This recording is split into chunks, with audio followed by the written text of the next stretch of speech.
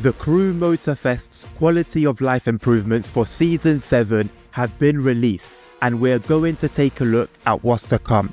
Before we get into it though, let me just give a huge shout out to both Ubisoft and Ivory Tower for the handling of the Crew titles.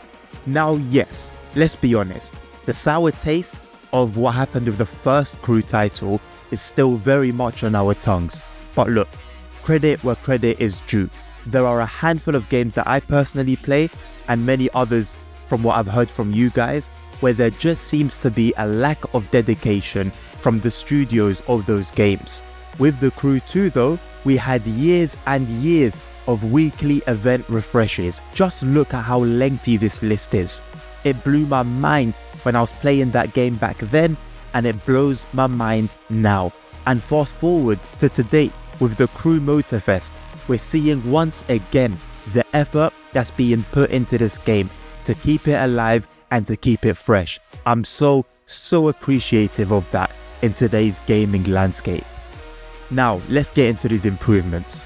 First up, what they've called the Fast Fave update. If you're a seasoned player of the Crew, you'll know that while in free roam, you can fast switch to one of 3 vehicles, the car, boat or plane that you have marked as your favorite. This feature has been reworked for more flexibility and variety, and you can now have 4 different vehicles that you can fast switch to. And we're no longer tied to only one per category. We'll be able to have a completely custom selection. So if you want 4 different hypercars, you'll be able to do that. 3 cars in one plane? Absolutely. There will also be a recommended section in the shop, which Ubisoft states makes it easier to discover vehicles curated for your preference. I'm curious to see how well this will actually work in practice though.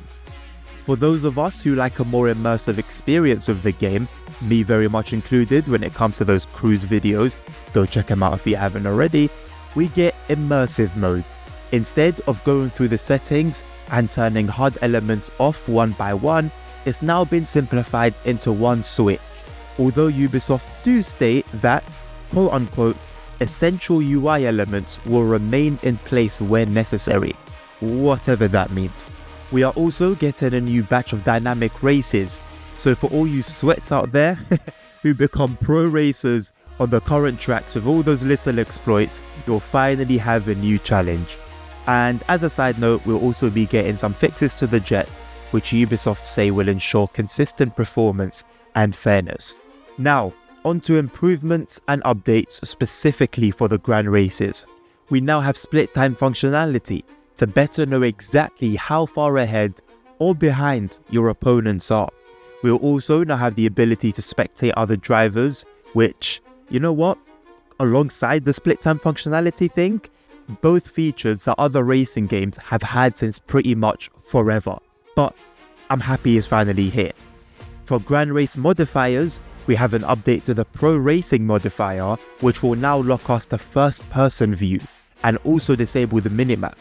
So if you thought those races were hectic as they are, just wait. We'll also be getting an Alpha Jet modifier, which will blend high-speed racing with some aerial sections, a welcome change to the now monotonous rally car versus Spitfire sections. If you know, you know. For the main stage stuff, we are getting much needed changes to the way the objectives work.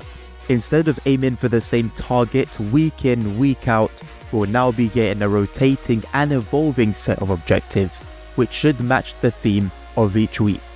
For those of you who regularly play with friends, you can now complete summit feats with each other, even when there are certain restrictions in place. I assume these restrictions are when a feat can only be completed with a certain vehicle, but Ubisoft don't clarify this any further, so it remains to be seen.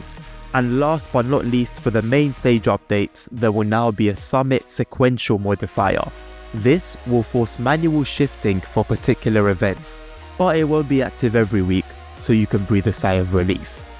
Finally, we now have new weather options in photo mode, which, to be honest, I thought was already impressive, and an update to the voting rules in the custom show, which, I'll be honest, I've never participated in myself. And that's all. Let me know your thoughts and feelings on these updates, and also let me know how you feel about how Ubisoft and Ivory Tower are keeping this game alive. Thank you very much for watching. Have a lovely rest of your day.